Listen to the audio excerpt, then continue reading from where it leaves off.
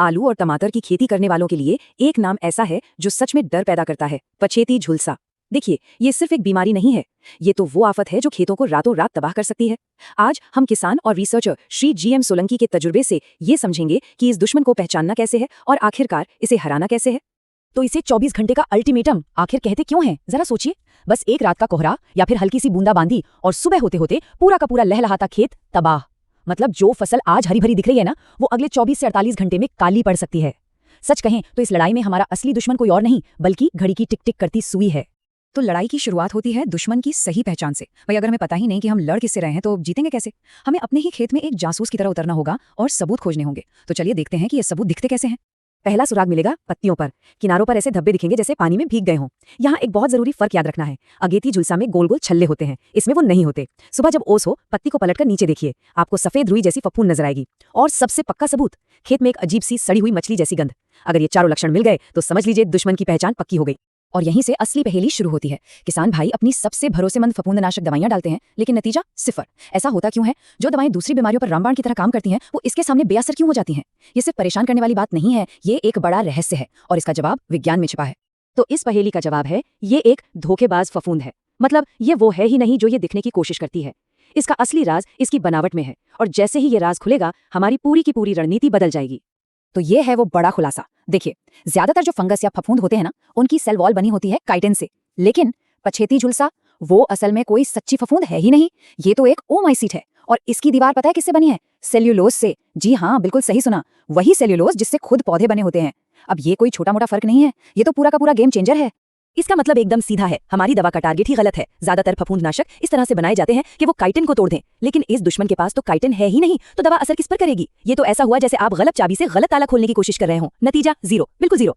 तो इस जानकारी का सीधा सीधा मतलब ये है कि किसान अनजाने में अपना पैसा और मेहनत दोनों पानी में बहा रहे हैं। तो अब हम उन 5 दवाओं की बात करेंगे जिनसे हमें खास तौर पर बचना है। जी हाँ, पूरे 5। इस नंबर को याद रखना बहुत जरूरी है, क्योंकि ये वो 5 सबसे आम फफूंदनाशक हैं जो पछेती झुलसा के खिलाफ पूरी तरह, मेरा मतलब है पूरी तरह बेअसर हैं। और कमाल की बात यह है कि किसान इन्हीं पर सबसे ज्यादा भरोसा करते हैं। तो ये रही वो बर्बाद स्प्रे की लिस्ट। कार्बेंडाज़ाइम, थियोफेनेट मिथाइल, हेक्साकोनाज़ोल, प्रोपिकोनाज़ोल और टेबुकोनाज़ोल। और हाँ, इस आखिरी नाम पर खास ध्यान दीजिए। टेबुकोनाज़ोल जो है वो अगेती झुलसा पर तो बहुत बढ़िया काम करता है, इसीलिए किसानों का इस पर भरोसा है। लेकिन पछेती झुलसा पर यह जरा सा भी काम नहीं करता, और सबसे बड़ी गलती यहीं पर होती है। चलिए, गलतियों की बात तो बहुत हो गई, अब समाधान पर आते हैं। GM सोलंकी इसके लिए एक बहुत ही रणनीतिक तरीका सुझाते हैं। 5 अलग अलग केमिकल ग्रुप्स का रोटेशन। ये सिर्फ कोई भी स्प्रे उठाकर डालना नहीं है, ये एक सोची समझी जंग की तैयारी है। ये सिर्फ स्प्रे नहीं, ये एक पूरी तरह से प्लान किया हुआ हमला है। इसको ऐसे समझिए, ग्रुप 1 है आपका पहला सुरक्षा घेरा, जो बीमारी को आने से ही रोकता है। अगर दुश्मन फिर भी अंदर घुस जाए तो ग्रुप 2 एक क्विक रिएक्शन फोर्स की तरह है, जो उसे वहीं खत्म कर देता है। लड़ाई अगर और गंभीर हो जाए तो ग्रुप 3 सीधा दुश्मन की दीवारों को ही तोड़ देता है। ग्रुप 4 हमारी सबसे कीमती चीज यानी आलू को बचाता है। और आखिर में ग्रुप 5 यानी कॉपर एक फाइनल सुरक्षा कवच की तरह सब कुछ सेफ कर देता है। और सबसे जरूरी बात यह है कि ये कोई एक बार का छिड़काव नहीं है, ये तो फसल की अलग अलग अवस्था के हिसाब से बनाई गई एक पूरी की पूरी सुरक्षा योजना है। मतलब रोकथाम से लेके इलाज और आखिर में कंदों की सुरक्षा तक। इसी को कहते हैं स्मार्ट खेती। अच्छा, अभी तक हमने बीमारी की पहचान और इलाज की बात की, लेकिन अब हम उस सबसे जरूरी सलाह पर आते हैं जिसे GM सोलंकी खुद अपना मास्टर स्ट्रोक कहते हैं। ये हमारी सोच में एक बुनियादी बदलाव लाने वाली बात है। बस ये एक लाइन, यही पूरी रणनीति का सार है कि पछेती झुलसा का इलाज आने के बाद नहीं, आने से पहले होता है। इस बात को जरा गहराई से समझिए।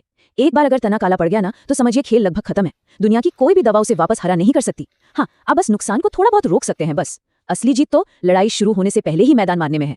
तो सबसे कारगर सलाह क्या है? बस मौसम पर नजर रखिए। जैसे ही सर्दियों का पहला कोहरा दिखे या बादल छाए हुए लगे, एक पल का भी इंतजार मत कीजिए। फौरन मैनकोजेब जैसे किसी भी कॉन्टैक्ट फफूंदनाशक का एक प्रिवेंटिव यानी कि एक बचाव वाला स्प्रे कर दीजिए। इसे दवा मत समझिए, ये आपकी फसल का सबसे सस्ता और सबसे असरदार बीमा है। तो आखिर में ये सवाल हर किसान के लिए है। मौसम का पूर्वानुमान कह रहा है कि नमी बढ़ रही है, कोहरा आने ही वाला है। इस सारी जानकारी के बाद अब सवाल सिर्फ एक है, क्या आपका खेत अगले कोहरे के लिए तैयार है?